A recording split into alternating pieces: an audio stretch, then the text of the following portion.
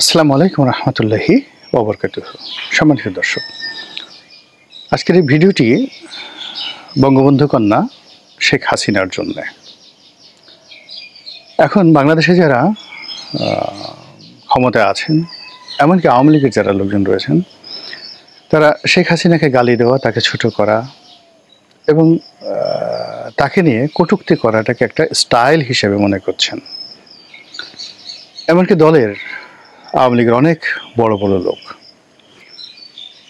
একান্তে যখন এই বাংলাদেশে আছেন, বাইরে আছেন, বলার চেষ্টা করছেন যে শেষের দিকে তিনি এটা হয়ে গেছিলেন, ওটা হয়ে গেছিলেন, তার মধ্যে কোনো মানবতা ছিল না, ভদ্রতা ছিল না, তিনি সবসময় খুব যাকে বলা হয় জেদি ছিলেন, আরও অনেক নেতিবাচক কথা, যেগুলো যেহেতু আমি পাবলিকলি বলছি, যারা শেখ হাসিনা খুব ভালোবাসেন, শ্রদ্ধা করেন, তাদের জন্য এটা খুব অবমাননাকর হতে পারে, কষ্ট হতে পারে। এই জন্য আমি খুব সতর্কভাবে কথা বলার চেষ্টা করব। আর এখানে আমি নির্মোহভাবে কিছু কথা বলবো শেখ হাসিনার জন্যে একজন বাইরের মানুষ হিসেবে বা একজন রাজনৈতিক বিশ্লেষক। মানে আমার যে বয়স, আমার যতটুকু আমি জানি এবং আমি যতটুকু এই মুহূর্তে তাকে দেখছি, ততটুকুই বলবো।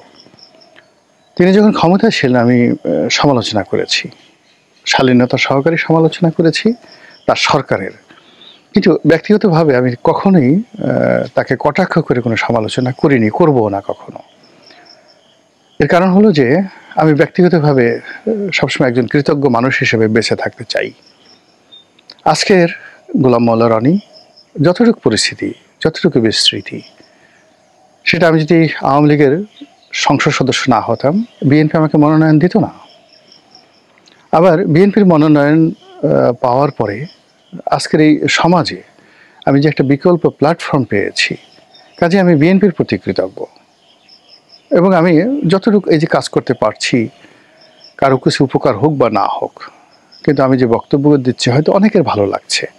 প্রতি মাসে আমার এই ইউটিউব চ্যানেলে অন অ্যাভারেজে 1 কোটি লোক শুধুমাত্র আমার চ্যানেলে দেখছে। গত 1 বছর ধরে প্রতি মাসে 1 কোটি লোক দেখছে। তো তারা তো এমনি এমনি দেখতেন না।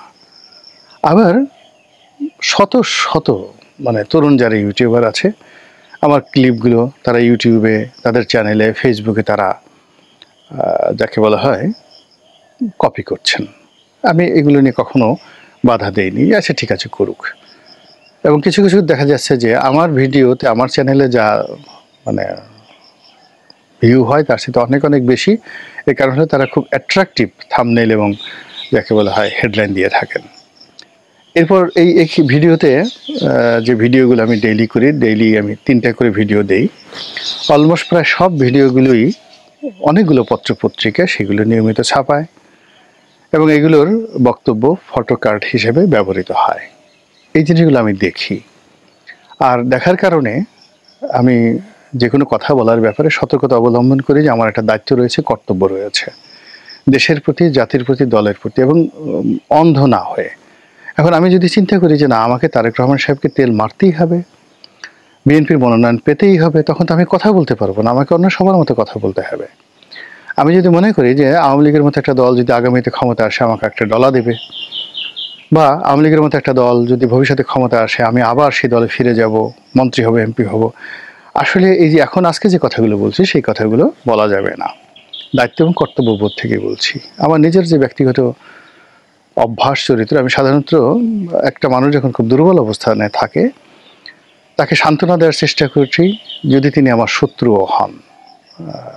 আর একজন মানুষ যখন শক্তিশালী হন তখন আমি সাধারণত তার সমালোচনা করি। ডক্টর মোহাম্মদ ইউনূস যতদিন ক্ষমতার বাইরে ছিলেন, মজলুম ছিলেন, আমি সর্বোচ্চ চেষ্টা করেছি এবং আমি স্বয়ং প্রধানমন্ত্রীর সামনে দাঁড়িয়ে প্রধানমন্ত্রীর কাছে বলেছি যে আপা, ডক্টর মোহাম্মদ ইউনূসের বিষয়টি সমাধান করা যায় না।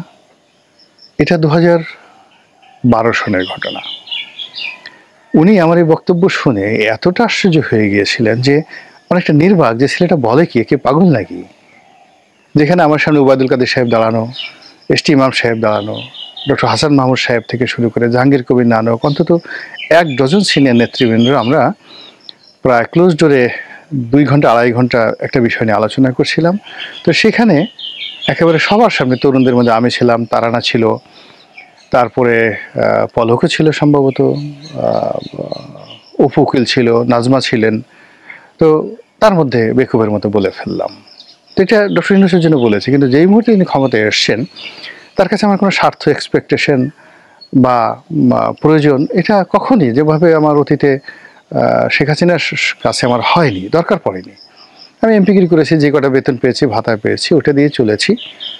কিন্তু কোনো একটা সরকারি কর্ম করা, কন্ট্রাক্টারি পাওয়া, একটা সুযোগ সুবিধা পাওয়া, এই কথা আমার মাথায় কোনোদিন আসেও নি, আসবেও না ইনশাল্লাহ।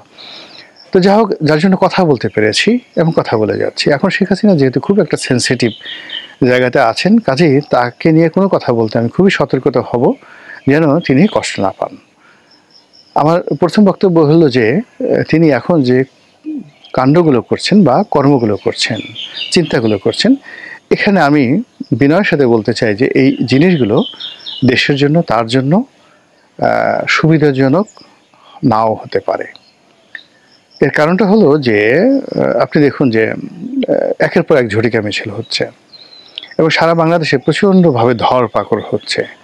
এটা উনি দিল্লিতে বসে বা ওনার যারা আপনজন কলকাতাতে আছেন, ইংল্যান্ডে আছেন, তারা এই বেদনা, আওয়ামী লীগের নেতাকর্মীদের এই বেদনা বুঝতে পারবেন না। ওখান থেকে হয়তো বলা হচ্ছে, মিছিল হচ্ছে, 10 জন, 12 জন, 50 জন, 100 জনের একটা মিছিল হচ্ছে, ঝটিকা হচ্ছে, তারপর ধীরে ধীরে স্লো হচ্ছে। 100 জনের মিছিলকে 1000 বলা হচ্ছে, 200 জনের মিছিলকে 5000 বলা হচ্ছে। এটা প্রোপাগান্ডা। কিন্তু বাস্তবতা হলো যে মিছিলগুলো যেভাবে শহরে থাকি, আমি এগুলো সব ফেসবুকে দেখি যে মিছিল হচ্ছে, কিন্তু আমি এখন পর্যন্ত প্রচণ্ড আমি ঘোরাফেরা করি ঢাকা শহরে। আমার চোখে আমি গত এক সপ্তাহতে যেমন বড় বড় দুটো মিছিল হয়েছে, এই জন্য এটা বলা আর কি। একটা মিছিল হয়েছে গুলিস্তানে, আরেকটা মিছিল হয়েছে ফার্মগেটে। ফার্মগেট থেকে খামারবাড়ি হয়ে সংসদ ভবনের দিকে বেশ বড় মিছিল হয়েছে। তো এই দুটো মিছিল নিয়ে সরকারের যে প্রতিক্রিয়া, এর প্রেক্ষিতে সরকার বেশ কয়েকজন বড় বড় নেতাকে ধরেছেন। এই মুহূর্তে যারা সরকারের জন্য, মানে আওয়ামী লীগের জন্য খুবই একটা অ্যাসেট ছিল, যেমন পটুয়াখালী পৌরসভার মেয়র মহিউদ্দিন, তাকে ধরেছে। ও কিন্তু নিরাপদে পালিয়েছিল, তার টাকা আছে, সাংগঠনিক ক্ষমতা আছে এবং সে স্বতন্ত্র ইলেকশন করে কিন্তু পাশ করেছিল।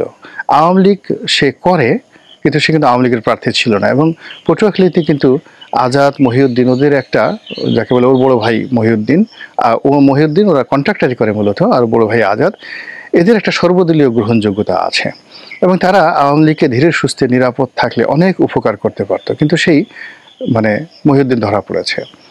তারপরে কবিরুল ইসলাম তালুকদার কয়েকদিন আগে দেখা গেল প্রধানমন্ত্রীর সঙ্গে